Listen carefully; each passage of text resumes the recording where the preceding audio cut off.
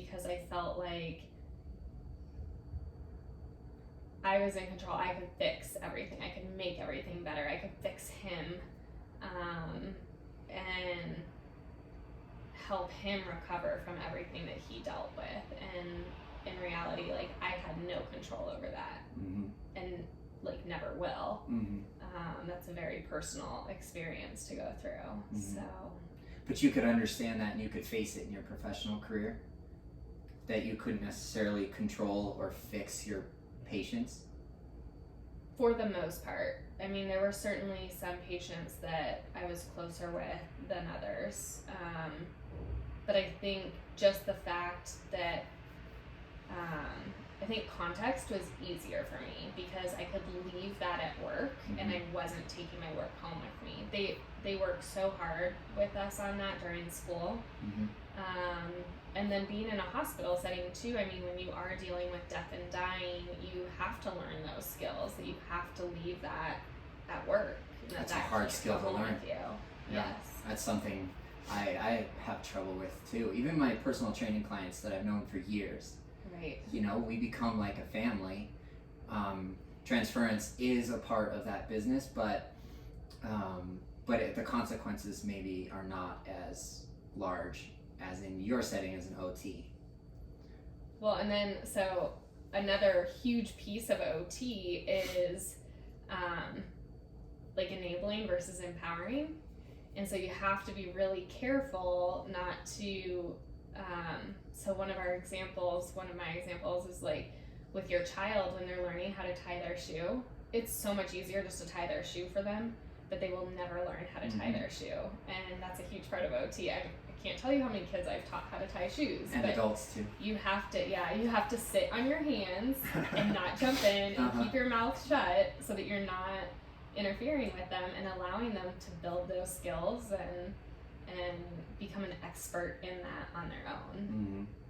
And then likewise with my soldiers, I mean, with all of that, it was very hard, and it's, I think, harder with a peer and an adult to watch them struggle and not try to jump in and just help and fix. So how did you end up coming out of this this really challenging period in your life? So the first thing, did I say this is the first thing? I don't know. I was really lucky. Let's see, 2014, I started competing in bikini. So my personal fitness took a different direction, and I started building my personal community within that. Previously within my relationship, it was kind of like my relationship, and I didn't really have a network of friends beyond that, aside from like other couples. But when you're backstage, you start socializing with other girls, and being on a team, you start socializing with other girls, and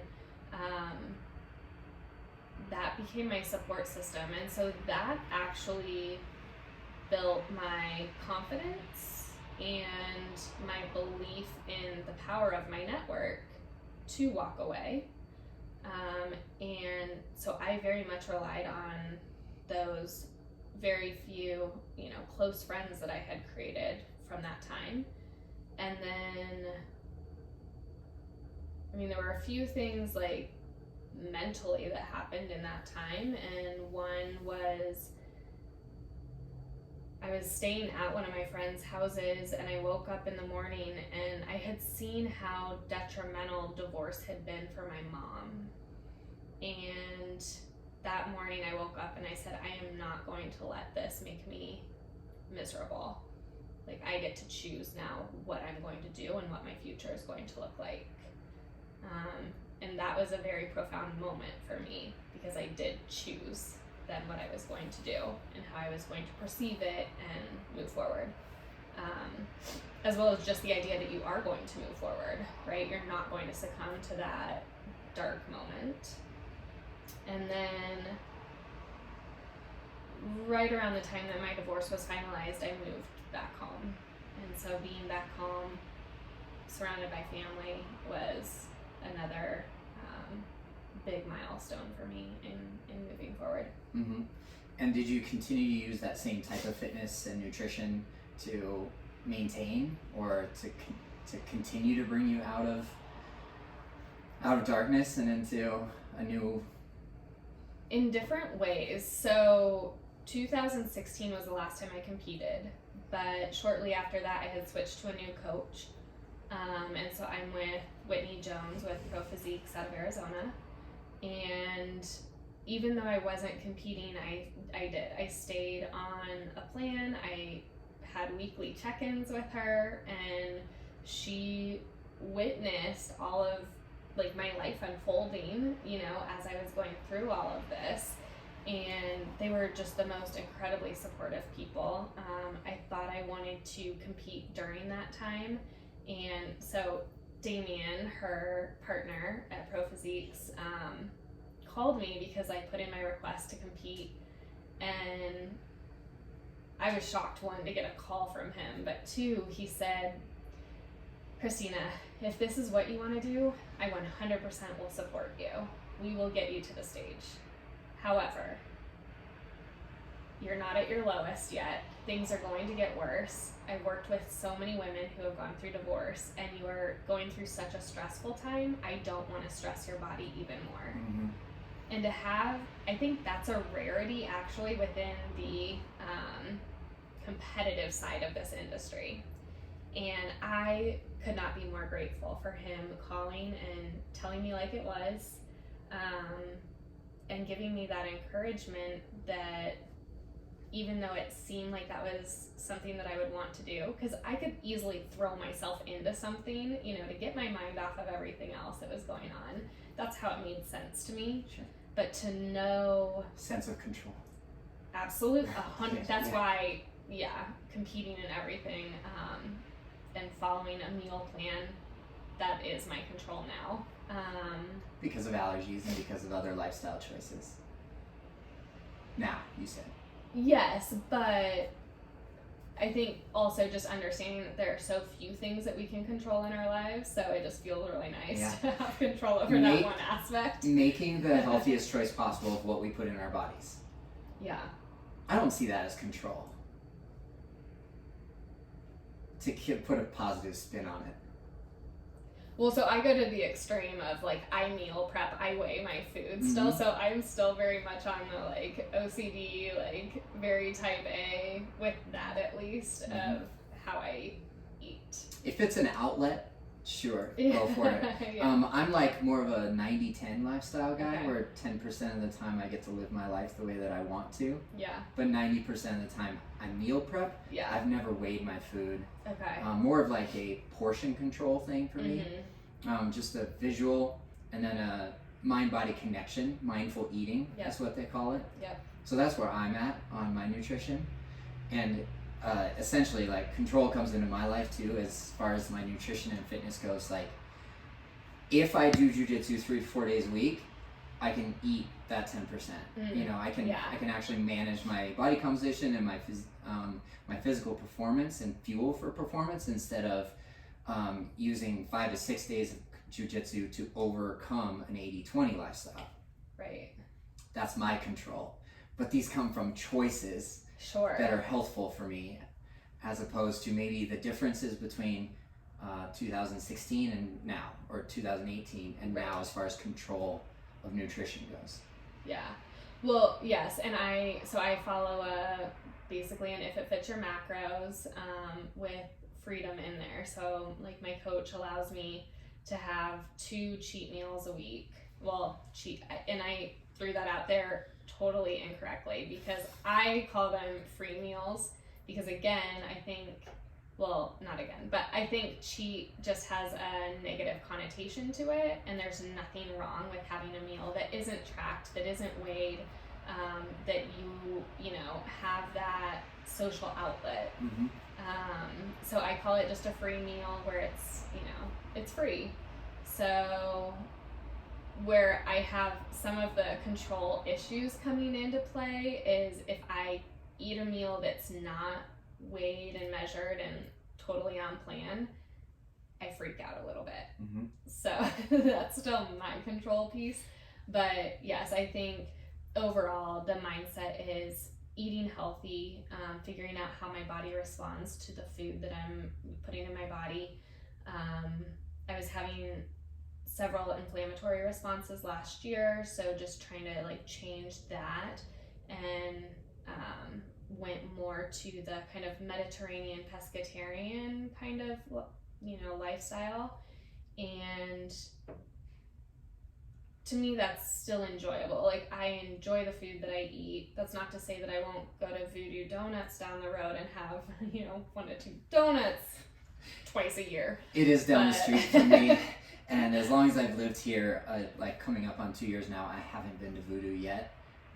I've had 1 donut in the last 5 years. Oh, wow. Because a former podcast guest had given it to me, and I'm like, all right, this one time I can have a donut, because sugar is the most inflammatory food for me. I just can't bring it into my, on purpose, I can't bring sugar into my nutrition program. Yeah, I think that's one thing. I actually heard you mention that on another podcast, and I think that's one area where I really have to get more strict. I have the biggest sweet tooth. You do. I just love food. So, but yes, like I will eat just about anything, as long as it won't kill me. So, yeah. So during, let's get back on track. I know we're having a lot of fun here. So during this time of like rediscovering yourself, uncovering what you can and cannot control, and then a rebirth into you personally. Yeah. What did you find was your new purpose and your new mission in life at that time? My new purpose, I'm still discovering some of that. So, I left the military veteran patient population. I'm still trying to figure out a way to get back.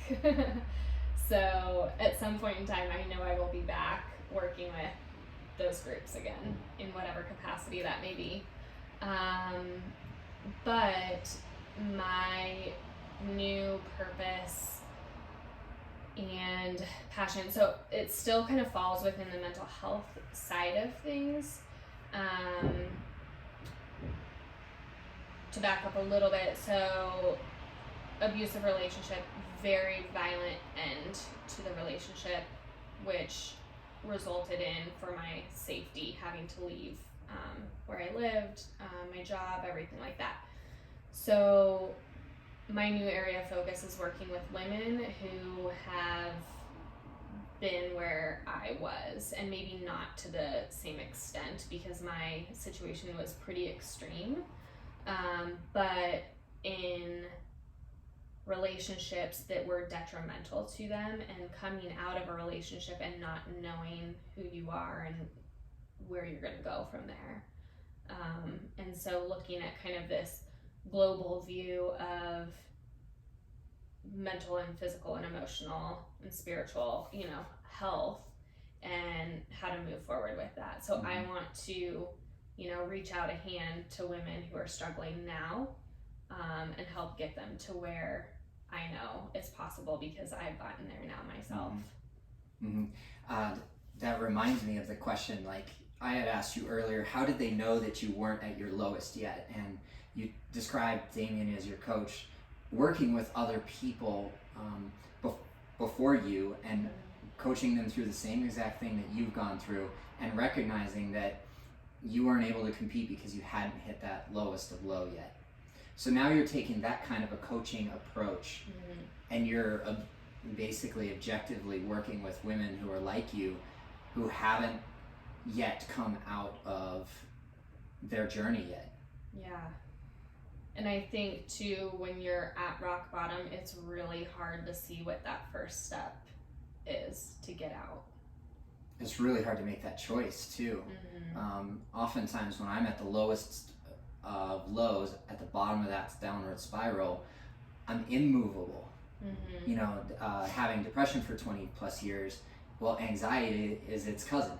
Yeah. You can't have one without the other, and that's where the roller coaster ride comes from. Yeah. But over the course of that time, I was just writing about this, that fitness and nutrition were my ability to stay level, as opposed to having prescription drugs. Same. Yeah.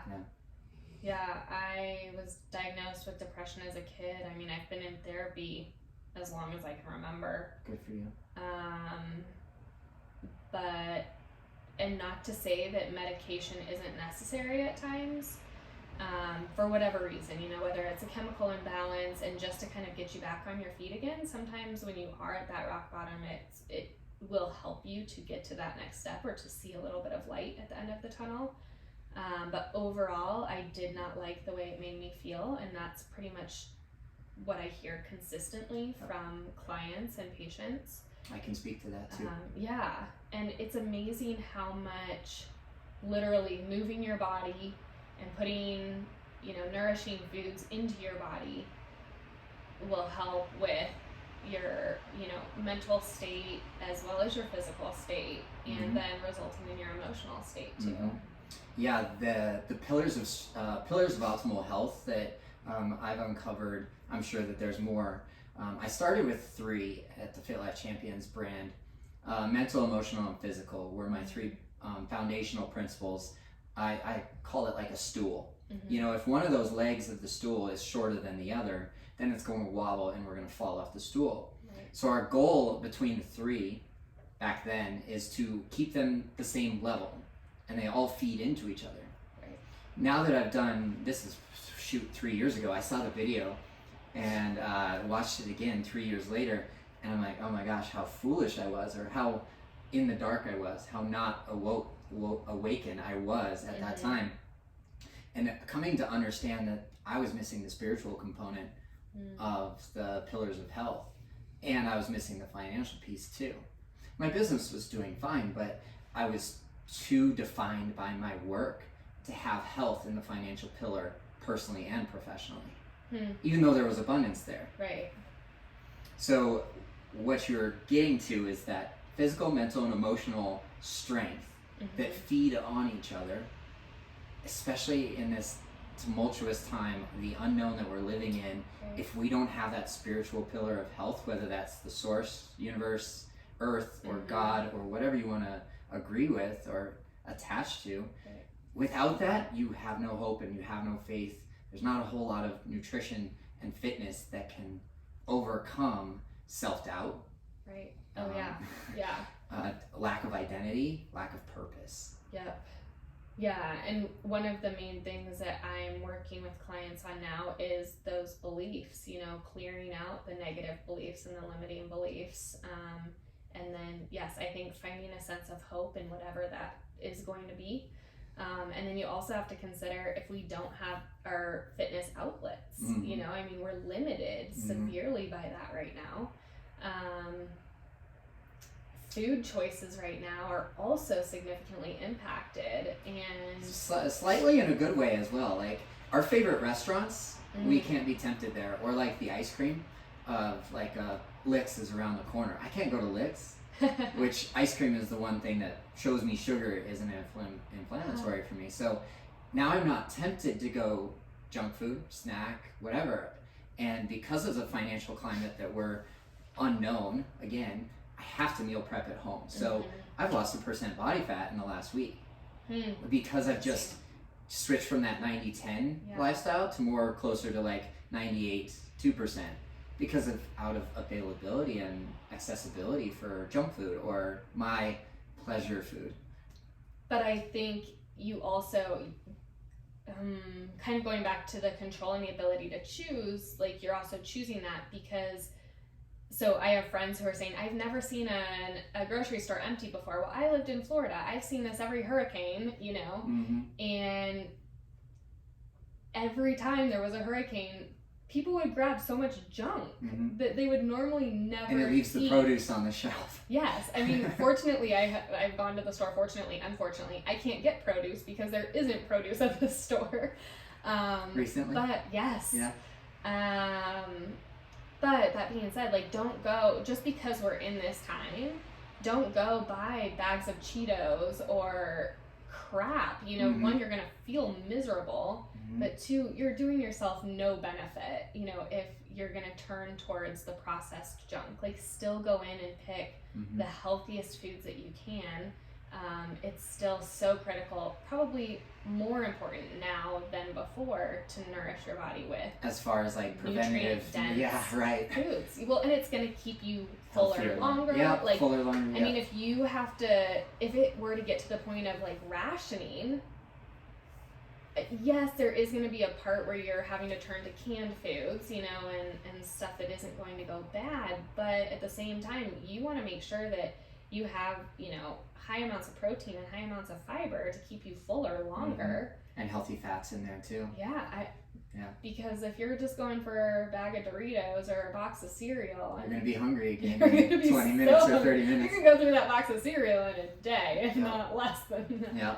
So I know that before, like when we were talking on social media and when we were getting to know each other before this recording, you're very curious about NLP, neuro-linguistic programming.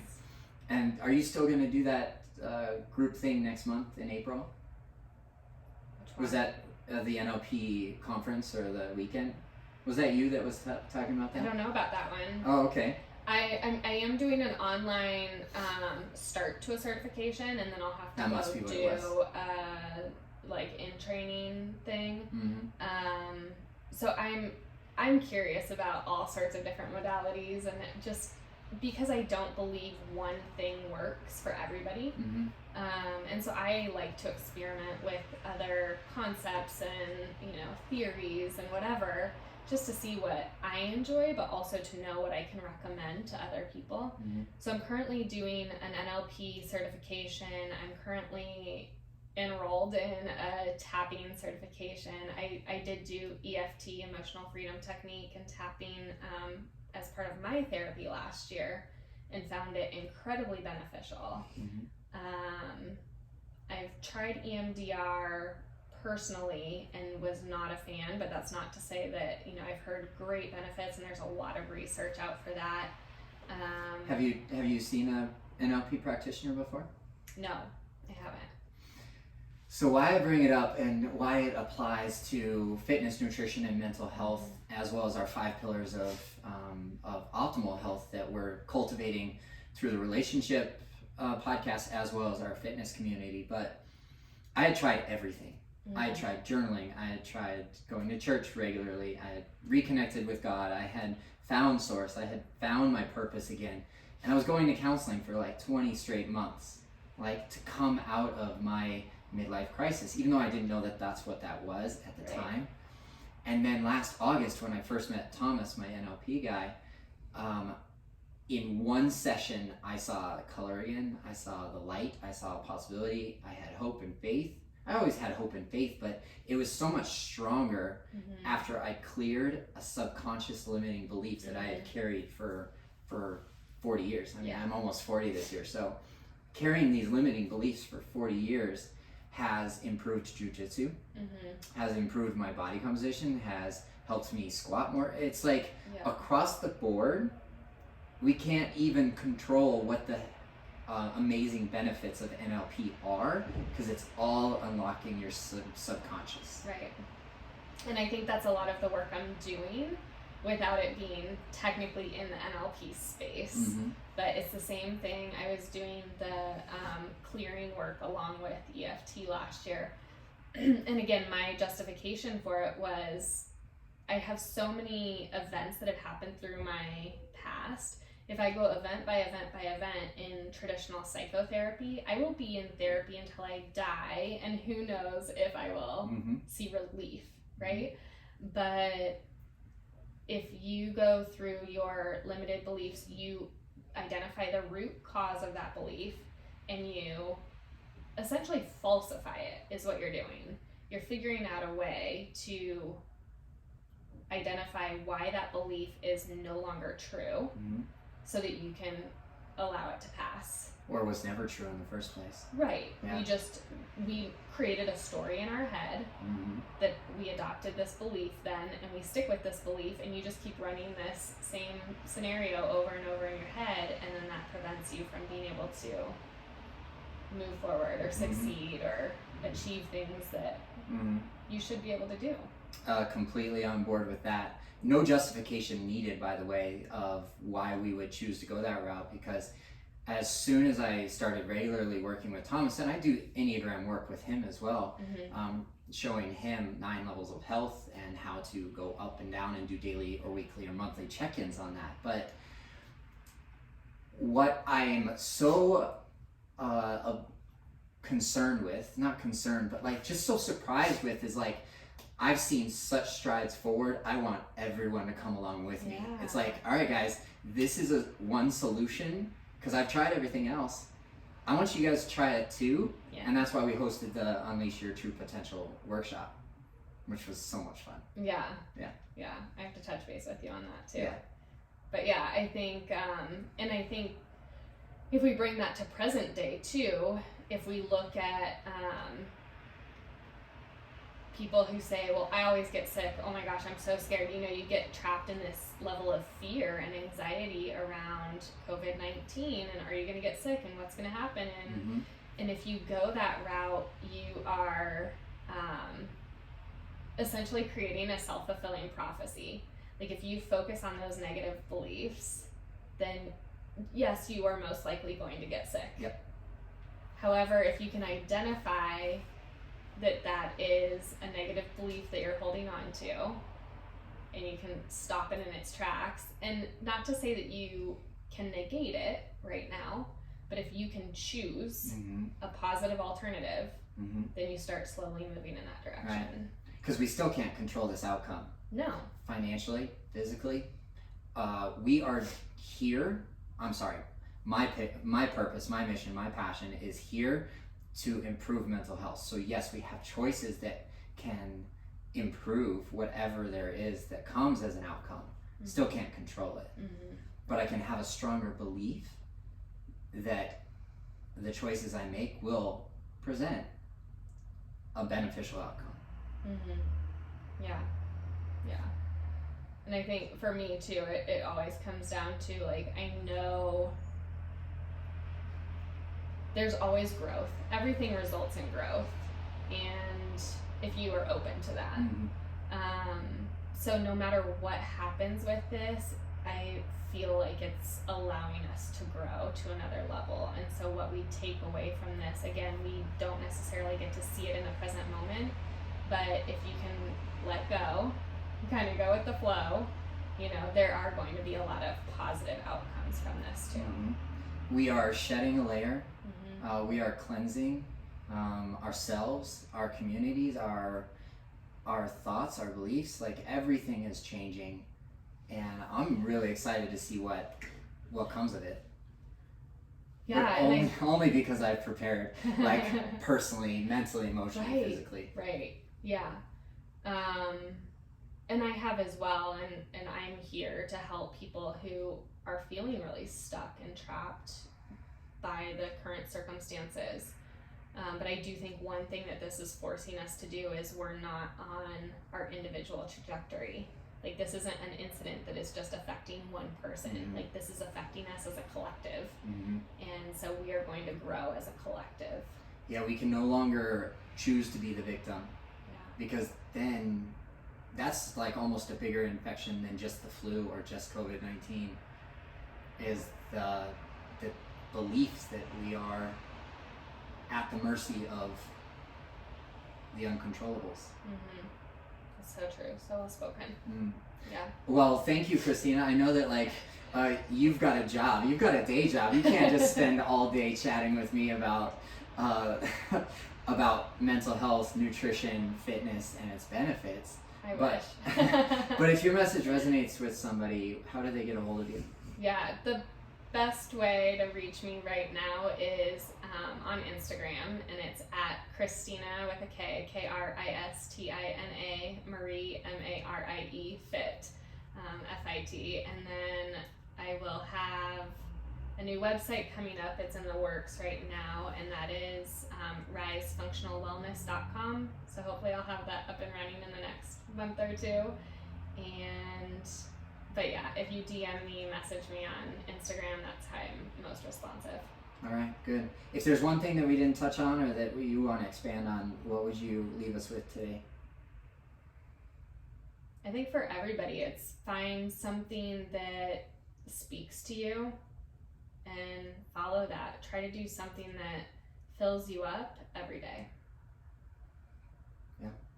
A man's purpose. Yeah. Yeah. Well, thank you very much, Kristina. Yeah, thank you so much. It was an honor. I appreciate it.